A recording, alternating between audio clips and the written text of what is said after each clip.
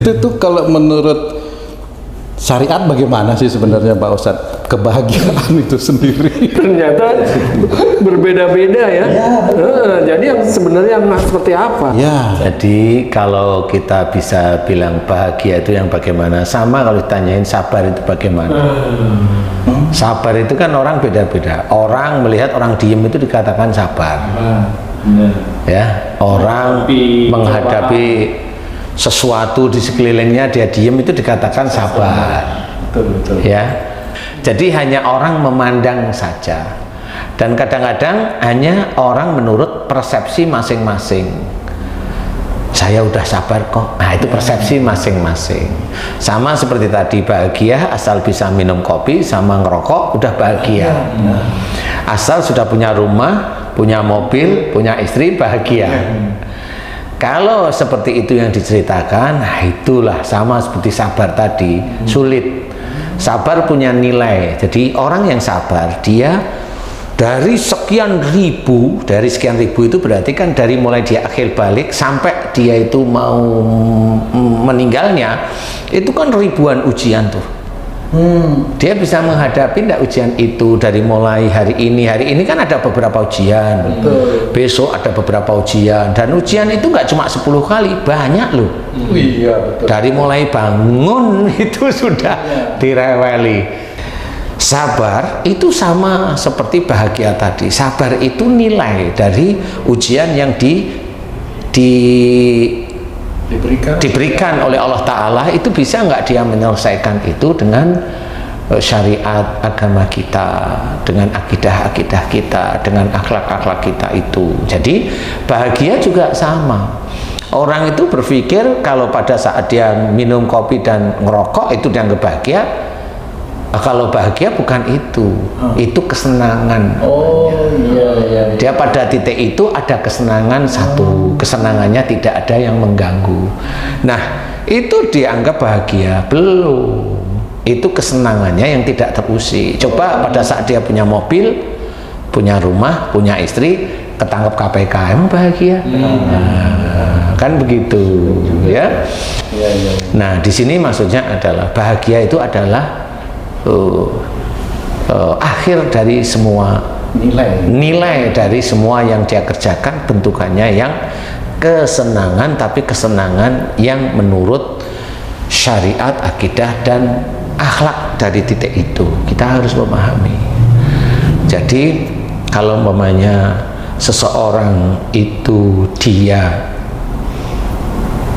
punya istri baik, punya anak nurut, punya harta lengkap lebih, dia ngerti nih bahwa ini sebenarnya sudah banyak diberikan oleh Allah. Sampai saat ini anak-anak, istri ini selama ini memang baik-baik saja. Nah, di sini dia tidak akan ngomong saya bahagia. Karena pada saat dia mengucap saya bahagia itu ada unsur ujub dan riya. Yang kelihatannya itu bahagia. Nah, orang yang dia itu tetap menjalankan perintah-perintah Allah, dia nggak akan berani bilang bahagia. Dia akan tetap tidak akan ngomong, dia akan alhamdulillah ya Allah, Engkau berikan kepada kami dan keluarga kami senantiasa perlindungan darimu, dilindungi dari kami, keluarga kami berbuat dolim dan maksiat. Khawatir kalau dia bilang saya bahagia, Allah memberikan ujian. Pasti biasanya seperti itu, karena kan ada unsur ujub sama riya. Walaupun iya, makanya tadi ada udud sama ada kopi. Coba itu. Nah, itu kan dia hanya nafsi-nafsi sebenarnya ya. Sebenarnya nggak bahagia, tapi dia itu sebenarnya terjepit, dan titik itu dia baru bisa ngerasain enak. Jadi intinya adalah kebahagiaan itu tidak bisa diungkapkan. Kalau seseorang itu sudah mulai dia faham tentang bersyukur. Orang yang faham tentang bersyukur, dia tidak akan meluapkan rasa senang itu di umum. Karena memang dia tahu kalau dia ungkapkan di umum itu ada ujub dan riya. Kalau di hati gimana? Ada ujub dan riya juga nggak? Kalau di hati pasti dia akan nyetop. Oh, nggak perlu. Yang harus saya kerjakan dengan sudah terjadinya seperti ini, sudah nyaman, istri baik, anak baik, semua nurut, semuanya dikasih rezeki sama Allah Ta'ala, dimudahkan. Kan kita itu orang yang belajar takwa. Ya cuma hanya alhamdulillah ya Allah, sampai saat ini Engkau berikan keluarga kami baik akhlaknya, alhamdulillah. Ya saya lihat menurut saya baik, alhamdulillah ya Allah.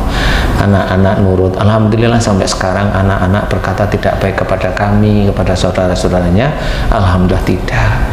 Dan semua kakak-kakaknya senantiasa membantu adik-adiknya, alhamdulillah ya Allah. Ini adalah hidayah darimu. Kan nggak bisa diomongkan bahagia. Tapi kalau seseorang itu ngomong, anak-anak saya itu lu nurut jeng, kan gitu. Kan beda sudah. Nggak ada yang ini, nggak ada. Itu kan ujub riya sebenarnya. Nah disitulah sebenarnya dia sudah menantang pada Allah Ta'ala. Dia mau bilang anak-anak nurut apa? Nanti buntutnya pasti ada. Karena saya kan gitu. Didik dengan mendidik dengan ini. Nah itulah unsur dia menuhankan dirinya. Kalau unsur itu muncul pada seseorang, pasti nanti diuji oleh Allah Ta'ala. menghindari ujian dari Allah. Tidak bisa, ujian itu pasti ada. Selama manusia ya, bukan cuma hanya yang muslim ya, yang non muslim pun ujian itu tetap ada. Ujiannya orang non muslim itu adalah petunjuk agar dia kembali ke jalan Allah. Oh, justru itu ujian baginya. Loh iya. Nah, ujian yang muslim adalah bersyukur nggak dia pada Allah. Karena kebanyakan ya kita yang muslim ini rasa syukurnya itu sulit. Untuk mensyukuri sesuatu itu sulit, bahwa apa yang saya rasakan saat ini sebenarnya atas izin Allah itu sulit. Saya saat ini bisa ngopi, bisa ngudut, ini karena atas izin Allah, jadi bukan bahagia, Allah baru mengizinkan. Nah ini yang kamuflase atau semu. Bahagia itu sebenarnya kalau di dunia enggak, tetapi kalau dibilang kesenangan, iya. Saya senang kalau punya mobil mewah, iya. Saya senang kalau punya rumah mewah, iya. Saya senang kalau anak-anak saya nurut, iya. Itu ngomong. Itu kata-kata yang cocok untuk itu. Itu kata kalimat yang cocok ya, dari kehidupan dunia. Tapi kalau seorang saya bahagia itu enggak, saya enggak percaya. Kecuali siapa yang bicara. Siapa yang bicara itu saya tahu persis agamanya kayak apa. Kalau seseorang itu ngomong dengan berapi-api tentang agama dan dia ngomong, oh, alhamdulillah saya itu senang dengan istri saya, dia nurut, enggak, saya tidak percaya seperti itu. Karena itu hanya untuk mendorong kredibilitas dia. Tapi saya paham kalau seseorang berbicara dengan berapi-api, berarti nanti dia di rumahnya sama berapi-api. Sama cerminan itu. Dan kasar sama, seperti di rumah juga kasar. Menyalah-nyalahkan sama, di rumah dia akan menyalah-nyalahkan. Karena pada saat seorang itu belajar takwa kepada Allah Ta'ala, dia mau ngomong kasar. Pada saat dia itu umpamanya ngomong di luar atau dakwah atau dalam pekerjaan, dia pasti akan ingat bahwa omongan saya dinilai oleh Allah Ta'ala, saya memilih yang mana, kan seperti itu. Nah inilah ingat pada Allah Ta'ala. Semua apa yang dilakukan ingat pada Allah. Nah ingat inilah yang nanti menjadikan seseorang itu beruntung. Wadzakurullaha katsiran la'allakum tuflihun. Jadi dan banyak-banyaklah mengingat Allah agar beruntung. Itu di situ mengingat, jadi mau diomongkan atau berpikir itu begitu. Jadi tidak bisa seseorang itu dia baru menikmati kopi sama rokok dia bilang bahagia, enggak. Tapi saya mau bilang bahagia sudah bisa ngopi dan rokok, enggak boleh ya. Ini bukan bahagia, ini kan diizinkan Allah. Karena saya saat ini bisa ngerokok dan ngopi tidak diganggu istrinya gitu sebenarnya. Kan begitu. Ini kalau memang gangguannya itu ada di istrinya, padahal nggak harus dengan istrinya. Banyak yang nanti pada waktu nyeruput dia telepon bosnya, nyeruputnya megang ya, assalamualaikum bos, jangan bilang assalamualaikum. Karena ada bos yang ada yang itu ada. Berarti kamu ngalamin saya mengalami, bahkan kalau GM atau direktur dia muslim bukan? Itu walaupun dia direktur, dia muslim, itu tidak ada gunanya sama sekali. Dia merasa tanpa kamu salami aku sudah jadi direktur. Itu orang-orang begitu. Dan biasanya orang itu kan disalami nggak jawab. Iya. Saya nggak tahu jawab apa nggak. Nah, kan benar. Itu udah ketahuan bahwa dia menuhankan jabatan. Nah, itu menuhankan jabatan. Siapapun dia, walaupun dia itu jamaah, enggak boleh. Jamaah itu kan hanya meningkatkan 27 derajat sebenarnya. Tapi kalau dia menuhankan jabatannya, sama, itu sudah musyrik, itu sudah syirik di hadapan Allah. Apapun bentuknya, dia ibadahnya tidak diterima oleh Allah. Jawablah lebih baik, bukan tidak menjawab malahan, kan seperti itu. Nah, ini juga sama. Dan sebenarnya walaupun dia direktur, dia tidak menjawab itu, dia tidak bahagia. Dia ada golongan orang-orang yang memang mendustai agama. Jadi Ya. Ustaz, manusia nih di dunia ini kapan saatnya dia bisa bilang bahagia, Ustaz? Nanti di akhirat aja lah. Berarti di dunia tidak bisa, bukan tidak bisa, belum saatnya.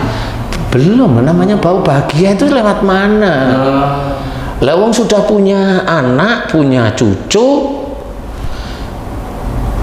pensiun, kan gitu lah. Mau bahagia lewat mana? Emang kalau pensiun itu udah nggak bahagia? Walau alam, saya nggak tahu. Bang. Kalau haji pensiun bahagia nggak, coba sekarang? Ah, kan ketawa aja tuh. Lah kan nggak bisa dibilang mau bahagia. Kan hanya cuma Kalau kalimat senang boleh kali ya. senang boleh bisa di rumah terus. Iya. Tapi senang di rumah, coba tanya, dapat uang dari mana? Lah kan bingung. Ini baru bilang senang di rumah, ditanya dapat uang dari mana? Lah sudah tidak. Dari sisi lain. Dari sisi lain itu kan nggak ketemu sebenarnya. Walaupun itu ada senang. Jadi intinya nggak bisa ucapan bahagia itu dengan gampang, itu nggak bisa. Bisa jadi ucapan-ucapan bahagia itu malah melupakan kita bersyukur kepada Allah. Pasti, Itu, pasti, Lah, pasti rata-rata pasti tidak bersyukur. Gimana mau bersyukur? Bro, bahagia itu kalau sudah punya rumah, mobil, sama istri. Coba tunggu dia ngomong apa? Nggak ada. Nggak ada. Mau dia, bro, bahagia itu mudah, sudah punya rumah, punya istri, punya mobil. Alhamdulillah ya bro. Loh, kamu itu mau ngomong apa tadi kan gitu? Kalimatnya itu udah nggak pernah ketemu di sini gitu. Jadi itulah yang harus kita sadari. Jadi dia juga sebenarnya mau menceritakan kebahagiaan dia ini sebenarnya mau eksis juga, mau ada ujub riak juga. Jadi kalau memang seorang yang dia diberi sesuatu oleh Allah Ta'ala, dia merasa senang. Kalau saya, menurut saya tetap merasa senang. iya. Berarti ada unsur nafsu di situ yang bergejolak. Iya, iya. Yang mau ditunjukkan kepada Pasti insya Allah seperti itu pada orang lain. Makanya pada saat dia itu sudah diberikan banyak oleh Allah Ta'ala ini, dan dia itu merasa senang, benar, enak, nyaman, dia nggak ngomong bahagia. Dia bilang, gimana keluarganya? Ya, alhamdulillah baik, gitu aja. Iya. Nah, contoh momennya, kalau saya enak ya Pak, udah punya rumah bagus, punya mobil Mercy, anak-anak nurut, pekerjaan banyak, enak ya. Hanya cuma bilang walila ilham. Jawabannya itu. Dan itu sulit untuk disampaikan kepada umum. Karena dia enak ya ini, wah bangga, enak, bangga lagi. Iya, karena itu saya sejak dulu kan kerja keras. Apanya kerja keras? Enggak, semuanya itu adalah milik Allah. Makanya kalau menurut saya bahagia itu belum ada sampai nanti di akhirat. Nah, di akhirat itulah belum tentu juga masuk surga. Nah, Karena di dunia banyak ujub, riak, bahkan sombong. Lah bagaimana mau masuk surga? Ya inilah yang harus kita sadari, bahwa ayo belajar kalimat demi kalimat, jangan merasa kita bahagia, karena nanti ujiannya akan tambah berat. Semua disyukuri, semuanya disyukuri, semuanya ini milik Allah dan akan kembali pada Allah. Jadi tidak perlu kita itu merasa bahagia. Kalau kita merasa bahagia, yang lain nggak bahagia, kan seperti itu. kadang-kadang saya juga sering diomongin gitu sama teman. Wah, enak ya hidupmu sudah bahagia. Kadang-kadang saya mikir, bahagia opone. Bahagia apa nih? Ya orang kok kadang-kadang itu mudah sekali mengucapkan kata-kata yang seperti itu, padahal itu kan bisa menjebak keinginan. Kalau mungkin kalau orang lain memuji itu adalah membuat hati orang lain itu senang. Tapi bagi yang dipuji itu adalah ujian. Iya. Tapi kalau kita memuji boleh nggak tuh Ustaz? Nggak boleh terlalu tinggi. Jadi memuji itu sebenarnya tadi kan jawaban saya apa? Walillah ilham. Bagi yang dapat pujian. Ya, termasuk kita mau memuji. Ya, mau memuji itu kita tahu nggak apa yang dia kerjakan itu sebenarnya dari siapa. Kalau yang dia kerjakan itu sebenarnya tahu itu dari Allah, kan nggak harus dipuji sebenarnya. Iya, nggak harus dipuji. Kayak biasa di jabatan-jabatan itu kan muji-muji atasannya aja. Untuk istilah kata lainnya itu mencari apa ya? Cari muka. Walaupun ada mukanya. Jadi intinya seperti itu. Jadi kita pun nggak harus memuji, tapi dengan senyuman. Nggak usah perlu memuji. Alhamdulillah kerjaan Bapak bagus. Alhamdulillah. Boleh, nggak perlu harus muji. Alhamdulillah ya Pak, apa yang dikerjakan Bapak dikabulkan Allah. Itu muji nggak? Enggak, itu malah yang sesungguhnya. Nah, itu sesungguhnya sebenarnya dikabulkan Allah. Kalau enggak ya hancur sebenarnya. Seperti itu. Jadi kalimat per kalimat itu harus kita pikirkan. Jadi memuji terlebih juga tidak boleh.